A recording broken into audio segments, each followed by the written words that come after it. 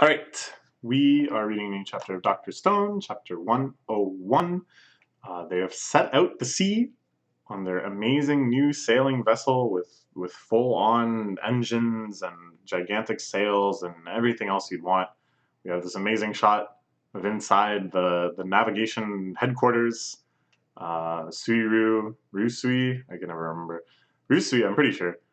Spinning the steering wheel like he's some rambunctious pirate captain of yore. And of course, they're sailing out to find the legendary treasure said to be at the end of the Grand Line. The One Piece. No. And Senku making a very bold proclamation here. It's finally time to revive all 7 billion of us. I don't know how he thinks this is going to be possible, but I've learned not to doubt the man. So I don't know. He's kind of laying out some pretty big end game type stuff here. I thought that would be an extremely distant goal, but apparently it's finally time. It's just going to happen. So let's see. Let's see. How are we going to do this? How many millions of liters of revived fluid would that take? What the original source of the Miracle Cave? Everything's ruined thanks to that cave-in. Cave only gave us enough fluid to revive one person every few days. I don't know if humanity would take a while. Yeah, it would take billions of days. That's I don't even want to tell you how long that is. An endless source of revival fluid, courtesy of a certain godly item, hidden in a treasure chest on Treasure Island. Yayo, yeah! I've been doing it! Thing to make this feel like a proper swashbuckling adventure. Now, I know in the last chapter, he did say where they were going. They were going to go to the pod that was sent down from the space station that his father and the crew and stuff landed in. But what could possibly be there that would allow them to create an endless source of revival fluid? It doesn't make any sense to me because there's no alchemy. It's not like Senku is just going to unlock alchemy.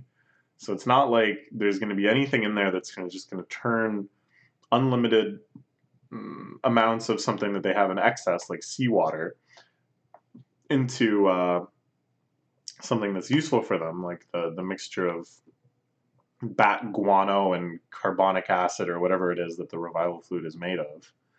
So if it's not like a catalyst, if it's not like an object that can affect that change, and it can't possibly be just a ton of the fluid itself or even a proportional amount of some ingredient, then like what could it be? What could it possibly be? I don't know, but I'm loving this shot of their ship sailing past the mountains of Japan, the sky cloudy and full of birds. Oh, it's just so lovely. It really does feel like a proper swashbuckling adventure. And it's not like the genre of the story has really changed, but it's like so exciting to see these characters we love, and even more the thought processes and the curiosity that we love applied in this brand new setting. All right, 3,700 years ago, several years after humanity was petrified. Ah, treasure of humanity. So this is they're leaving this island, I guess. They're leaving behind a lot of this stuff, along with these other precious rocks and minerals. Sleep now, for now, hidden within our treasure chest. Put them in the hands of some future scientist. The collection of those treasures was woven into the 100 Tales. Oh man, every time they go back to this idea of like the lineage, the long lineage from when the astronauts touched down to the village of today. The fact that all of these stories are taking place kind of in the background. It's so wonderful. It's just so, I don't know. It's like such a brilliant hidden benefit of this premise that they're able to depict these long multi-generational threads and have them be purposeful within the story too is so cool.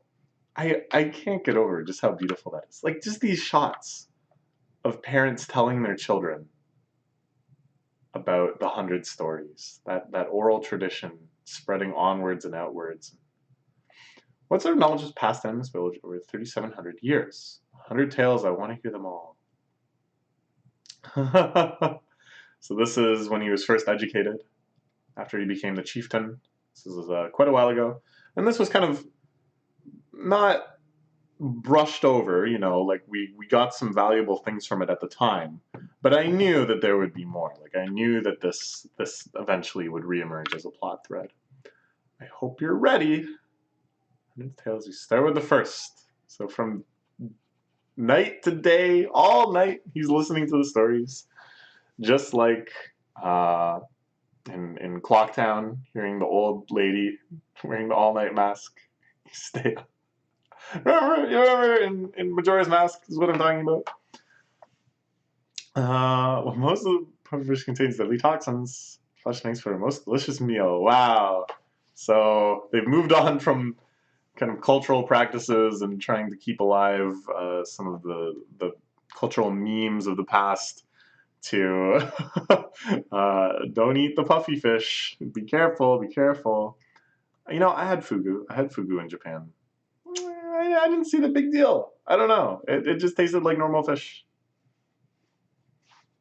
Have I outed myself as a crude plebeian of an uncultured swine? Yes, but I just don't get it. I'm sorry. Oh man, okay, I know what the twist is. Senkyu's gonna be lecturing her at this point.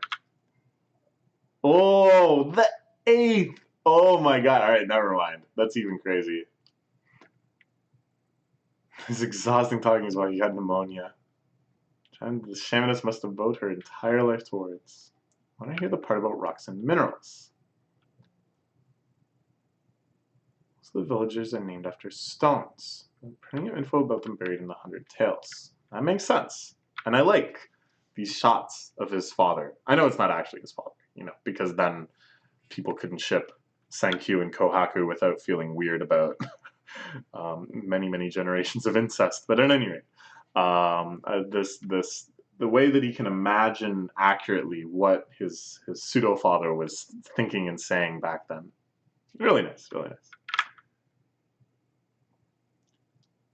Amber Kohaku, transparent jewel that glistens with the color of the sun. Cold sand that also gleams like the sun. Known to slumber within the treasure chest. A diamond also in the chest. Ah. So he's mostly doing it for the gold and diamond. So wait, is it actually just kind of like a catalytic reaction with gold or something? But gold is like extremely non-reactive. And diamond, in terms of its chemical properties, is just carbon.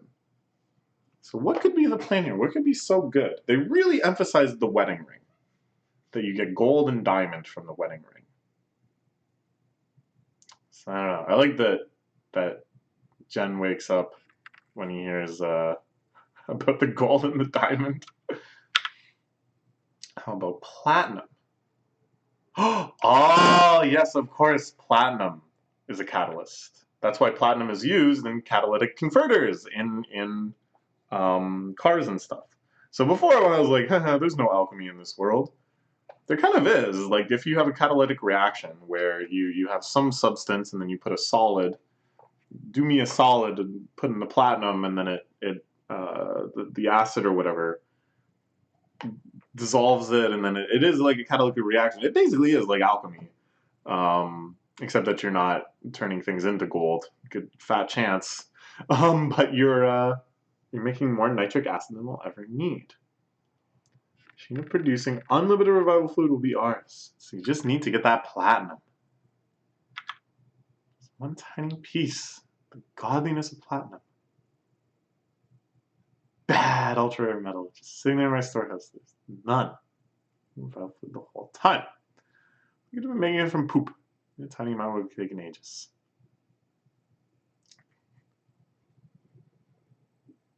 Science consultant Kurare. I don't know. Anyways, Dunbar's number. Okay, this is exciting. This is something I've read about quite a lot. It's also referred to as your monkey sphere. And it's basically talking about the upper limit of meaningful human connections that you can have, like stable relationships where you're able to kind of simulate the person in your mind to some extent to have kind of an active empathetic relationship with them. And this is often cited by some types that I really disagree with, as something that we should be kind of like paranoia aware of. Well, not sorry. To them, it's not paranoia. To them, it's an extremely legitimate concern, and I can understand some of the logic behind it. But the thing is that your Dunbar's number doesn't actually say anything at all about how you should treat people outside of your Dunbar number. It's just kind of talking about like you'll maybe not be able to be good friends simultaneously with more people than that.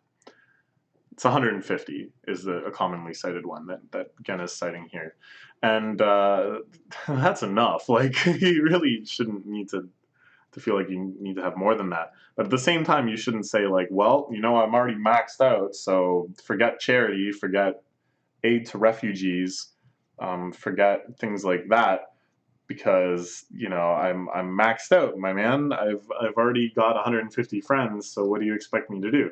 Well, you can still be empathetic. You can still treat them like human beings. You just it might actually just kind of take some deliberation. Like it should. I don't know. Sorry, this is a big tangent.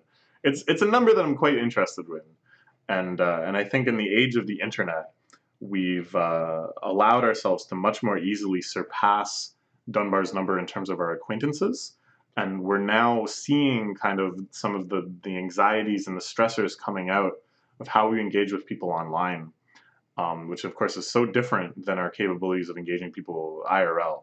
Like if I think about it, well, my phone's not here, but normally I have my phone on me, which is just a portal into these like dozens at a time, often conversations that I'm having with other people or groups of people in group chats that are just running silently parallel to my entire sensory life. That at any time I just jump back into these conversations, and that's just like, I don't know, man. It's crazy. It's absolutely crazy. Anyways, okay. Concept used when putting together military units and squads. Yeah, that sort of usage, of course, that makes a lot of sense. But time for a quiz. What is the total population of our Kingdom of Science? Class Empire had about 100. 40 of us came from Ishigami Village. Crunch those numbers. 150 people. I once told Senku, increasing our numbers would only lead to serious splintering of factions. Some pragmatic thinking. Yeah, and this is all reasonable, and I think it's pretty interesting that they're addressing this so proactively and kind of laying out a theoretical framework for it. Imagine dear Senku stood up and declared, "I've made revival fluid, but can only revive a few people at a time. Come a part of the seams. Endless discord about who ought to be revived or not. Once we find that platinum, we no darn limit on how many we can revive." So at first I thought this was Gen saying, this is a problem. We're going too fast. This is going to rip apart the unity of the group. But he's right, that what's really dangerous is a rate that starts exceeding the Dunbar's number, but isn't all the way yet, such that you're trying to make choices.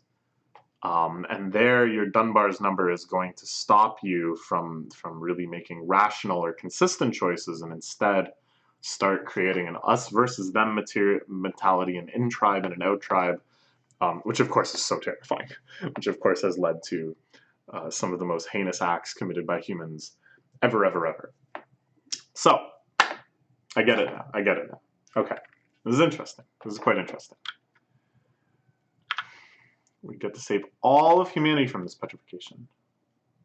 Platinum, also called Hakin or Shirogane, it's sand that glistens like the moon. Yeah, Platinum Disco, the Monogatari opening has some.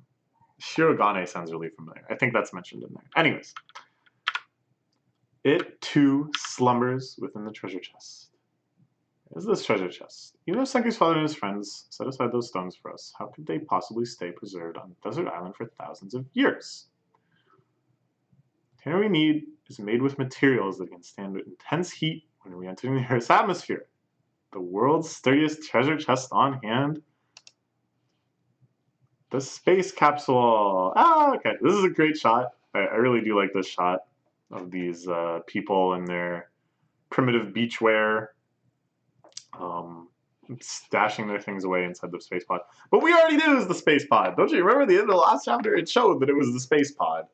So, I don't know. It's just, it's like one of those reveals that I was like, yes? I know. We saw it last chapter, but okay, I'm fine with it. I'm fine with it. It's a great shot. Once again, this series, best spreads in the game. I'm going to say it. Best spreads in the game. Find that capsule and the treasure inside of all we need to save humanity. That's exactly what I just got to explain. What the heck? Oh, Senku, come on. Taiju's doing his best. Also interesting here, they've got a world map. Here we can see good old North America and stuff. Missing Hudson's Bay? Or has Hudson's Bay filled in? No, I think they just forgot to draw Hudson's Bay. And South America's too small. But whatever, it's hard to draw a world map. I'm not going to claim that I could do any better. Certainly enough people to start searching. Thousands of years, you can even say that the island's still there. No choice but to go and check. Alright. They're off and hunting. Got this guy on deck. Bald man. Noticing something. He was like standing there watching them celebrate. One member of the power team overheard a previous discussion. Is here to offer valuable information. Huh. Okay, who is this? Who is this? I thought this would be like some subterfuge thing. It looked like at first he was up to something. I thought maybe he would end up being like a Hyoga loyalist or something like that. But no. He comes right out. Who are you anyway? I haven't learned your name. He has no name. No wonder it never came up. But that no name is a placeholder. I'm not originally from Ishigami Village. I washed up on the beach when I was a baby. A couple from the village took pity and brought me home, claiming that I was their own child. My name is actually Soyuz. Oh, man. Oh. Oh, what the hell?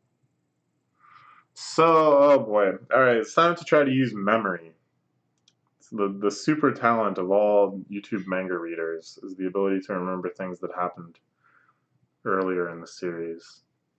So first off, when we had the roster of Ishigami Village, which is a fantastic little spread. Actually, hold on.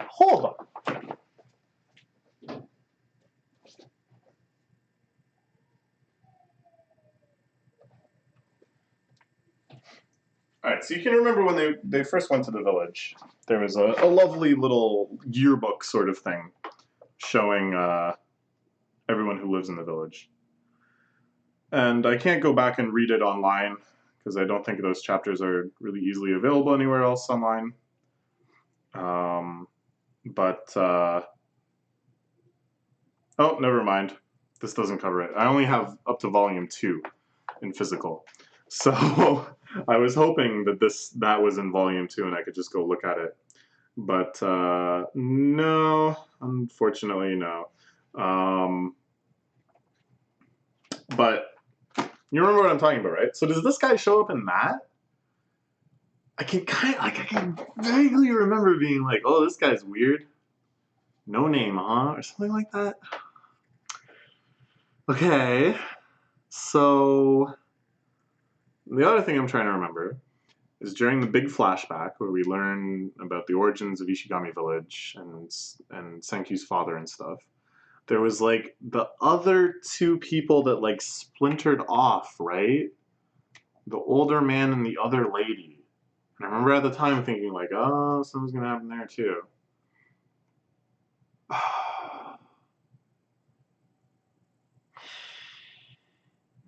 And the fact that only now, only when he hears this story, hears the name Soyuz, is he like, oh, this must have something to do with me.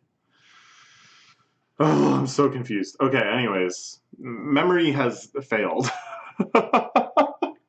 we dug deep and we kind of scraped at some rocks that looked promising, but we did not break through into the enlightenment zone of remembering what happened. So let's just plunge onward. May be able to guide you to the place where it came from, to the capsule with the treasure. And for better or worse, this tells us one thing for 10 billion% certain: our treasure island isn't deserted. Okay, we're getting some new characters. Not just this one new guy who was kind of there all along, I guess, but some brand new people living out their lives on this treasure island. Are they going to be ready to make a deal for their platinum ring? Are they going to be able to comprehend how at all it is possible that this gigantic sailing ship is going to emerge? Is Senkyu going to be like Admiral Perry and force the opening up of this secluded island using his gigantic ship as you know, an implication that that they really ought to get what they want? I don't know, man. All right. I'm very curious what the explanation is going to be for this guy. Because if I'm right, and it's like that there was like a splintering off right after the initial landing, it wasn't many people. It wasn't enough people that you could breed indefinitely. You need like kind of a threshold number of cross-breedable people in order to avoid just kind of that incestuous compounding, which doesn't get you anywhere.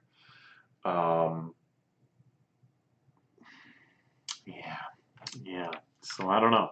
What's going on? Okay, we'll find it. We'll find it in the next chapter.